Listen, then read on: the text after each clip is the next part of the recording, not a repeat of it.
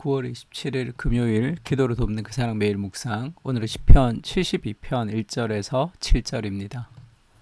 72편은 작가가 솔로몬의 시 이렇게 되어 있죠. 솔로몬이 쓴 시입니다. 2절에 보면 그가 주의 백성을 공의로 재판하며 라는 그런 이 구절이 있죠. 그러니까 왕이 주의 백성을 공의로 재판한다, 다스리신다, 그런 의미가 담겨 있는 시입니다. 그래서 그 제목을 가지고 같이 한 말씀을 좀 나눠보려고 합니다. 첫 번째는 지금 솔로몬이 이제 그 왕이 어떤 왕인지를 소망하는데 솔로몬은 이런 왕이 되지는 않았습니다. 그러니까 결국 솔로몬이 기도하는 이 왕은 진정한 왕이신 그리스도의 통치를 기다린다는 거겠죠. 1절에 보면 하나님이여 주의 판단력을 왕에게 주시고 주의 공의를 왕의 아들에게 주소서, 이렇게 시작합니다. 그래서 그가 주의 백성을 공의로 재판하며 주의 가난한 자를 정의로 재판하리니 의로 말미암아 산들이 백성에게 평강을 주며 작은 산들도 그리하리로다. 그가 가난한 백성의 억울함을 풀어주며 궁핍한 자의 자손을 구원하며 압박하는 자를 꺾으리로다. 이게 진정한 왕이죠. 성경에는 하나님의 그 의지, 그러니까 하나님의 성품, 하나님의 뜻, 하나님의 의지가 반영이 되는데, 그게 하나님의 계시를 통해서, 하나님의 말씀을 통해서 하나님의 뜻이 이제 계시가 된 거죠. 그러니까 우리가 이제 법을 얘기할 때, 법을 지켜라 할 때, 그 법은 인간과 인간 사이의 갈등을 해결하기 위해서 만든 게 법이죠. 그래서 나는 법 없이도 살 사람이다, 이렇게 얘기할 때 정말로 사람이 선하면 법이 없겠죠. 근데 사람들 안에 이기심이 있기 때문에 그것을 조율하기 위해서 법이라는 것이 있습니다. 근데 성경에 나오는 율법은 그런 법이 아니에요. 하나님의 정서의 반영입니다. 그래서 하나님의 말씀에 순종하는 공동체가 되면 아주 복지를 누리고 참된 안식을 누리는 거죠. 그래서 그걸 샬롬이라고 얘기합니다. 그러니까 하나님의 율법 안에는 하나님의 사랑과 하나님의 공의, 하나님의 정의가 함께 균형 있는 그런 나라가 되는 거죠. 하나님 말씀에 순종할 때 그 나라는 하나님의 나라가 되는데, 그 하나님의 통치의 결과가 뭐냐? 그것이 가난한 자가 없고 백성들이 평강하고 억울한 사람이 없고 궁핍한 자들이 구원을 얻는 그런 나라죠. 그것이 그리스도께서 다스리는 나라입니다. 그래서 그 의로 말미암아 할 때 그 그리스도의 의를 얘기하는, 진정한 하나님이 통치하시는 세상을 얘기하는 거죠. 그래서 5절에 보면 그들이 해가 있을 동안에도 주를 두려워하며 달이 있을 동안에도 대대로 그리하리로다. 그러니까 온 하루가 하나님의 통치 아래 있는 거죠. 그는 벤 풀 위에 내리는 비같이 땅을 적시는 소낙비같이 내리리니 그의 날에 의인이 흥왕하여 평강의 풍성함이 달이 다할 때까지 이르리로다. 이 완전한 샬롬의 날, 완전한 안식의 날, 완전한 평강의 날, 그것이 우리가 소망할 예수 그리스도의 통치를 지금 기다리는 거죠. 그런 하나님이 통치하신 세상이 가지는 그 율법에 순종할 때, 100% 순종할 때 공동체가 하나님이 통치하시는 세상, 사랑과 공의가 균형을 이루는 세상이 됩니다. 그런 날을 꿈꾸고 기도하고 소망하는 거죠. 그 그리스도께서 다스릴 그 날을 소망하고 있습니다. 우리도 이 땅 가운데 여러 가지 어려운, 정치적으로 어려운 현실, 그 다음에 지도자들에 대한 그런 빈약한 마음들, 그런 것들이 진정한 왕으로 오실 그리스도를 소망하게 되는 거죠. 이 땅은 천국이 아닙니다. 그래서 우리가 늘 이 땅에서 여러 가지 어려움을 겪을 때마다 이 땅에서 모든 것을 다 이루려고 해서는 안 되겠죠. 그렇게 되지는 않습니다. 그 모든 아쉬움을 진정한 왕으로 오실 그리스도를 바라보면서 기도해야 되고, 그리고 이 땅 가운데 우리가 말씀에 순종하면서 이 땅을 그래도 지금보다 더 하나님의 통치가 있는 하나님 나라로 만들어가기 위해서 애써야 되는 것이 우리의 사명이라고 할 수 있습니다. 지금 신명기 17장에는 이스라엘의 왕이 어떤 왕이어야 되는가를 얘기하는 거죠. 우리도 리더십을 가지고 이 땅을 살아갑니다. 아빠로서, 엄마로서, 또 직장으로 여러 가지 삶의 위치에서 우리가 해야 될 일들이 많죠. 그때 그 리더를, 이스라엘의 리더십인 그 왕이 어떻게 살아야 되는지를 가르쳐 줬어요.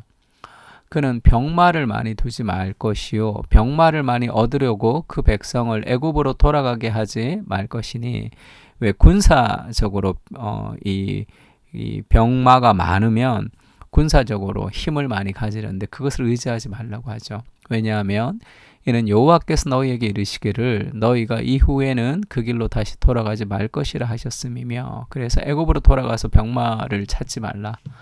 그에게 아내를 많이 두어 그의 마음을 미혹하게 하지 말 것이며 자기를 위하여 은금을 많이 쌓지 말 것이라. 이렇게 이스라엘 왕이 하지 말아야 될 일들을 그렇게 얘기합니다.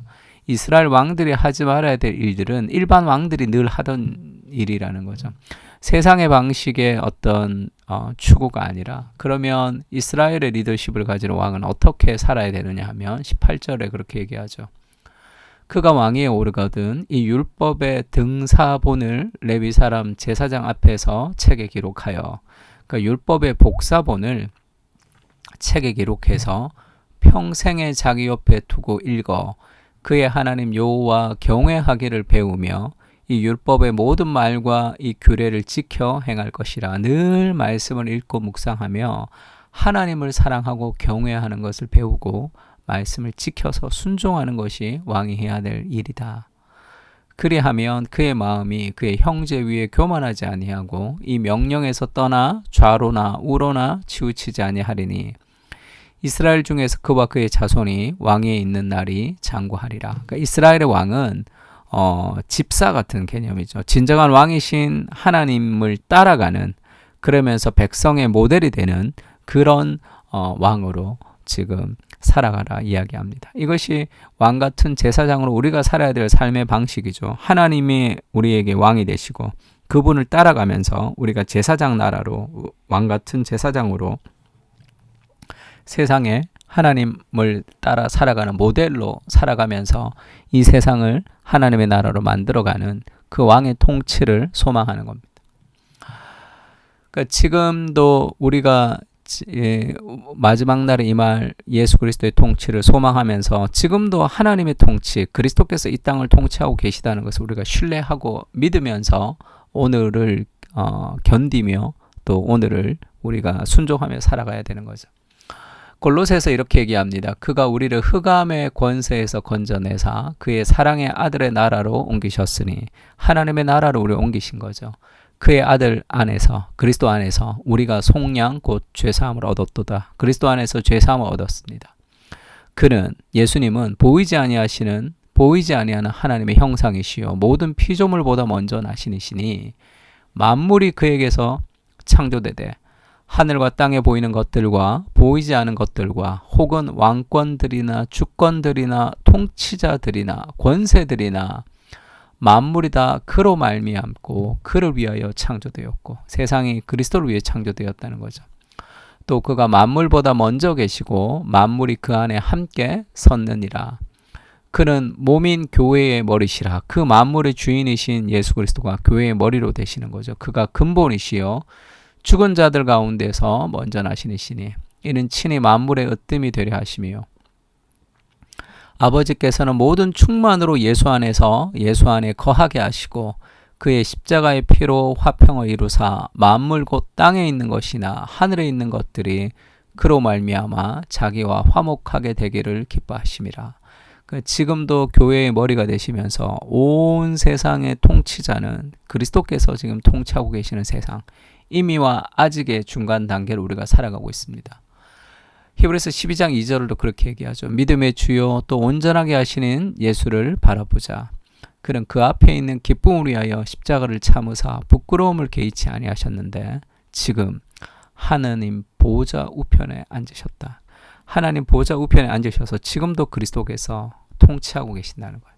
그렇게 보이지 않는 세상의 한가운데 살아가지만 지금도 그리스도가 통치하고 계심을 믿고 말씀에 순종하는 공동체를 통해서 우리의 가정과 내가 있는 삶의 모든 영역에서 하나님의 통치가, 하나님의 사랑과 공의가 이루어질 수 있도록 함께 순종하는 공동체가 될 필요가 있고, 그럼에도 불구하고 우리가 아무리 노력해도 이 완성된 하나님의 나라가 이 땅 가운데 이루어지지 않지만 마지막 날에 임할 영광스러운 소망을 기다리며 여전히 오늘도 하나님이 통치하심을 신뢰하며 우리가 살아가는 거죠. 주님의 통치 아래 살게 하옵소서. 우리의 가정과 공동체가 하나님의 사랑과 진리에 순종하게 하시고 온 공동체 한 사람 한 사람이 복음의 은혜를 누리게 하여 주시옵소서. 늘 말씀 안에서 인도를 받게 하시고 가장 선한 길로 인도해 주시는 주님을 따라 걸어가게 하여 주시옵소서. 지금도 그리스도께서 하나님의 우편 보좌에서 통치하고 계심을 믿습니다. 세상은 여전히 어둡게 보여도 주님의 통치를 신뢰하며 모든 것을 합력하여 선을 이루시는 주님을 바라보며 오늘을 살아가게 하여 주시옵소서. 아멘. 우리 시편을 가지고 또 함께 기도하겠습니다.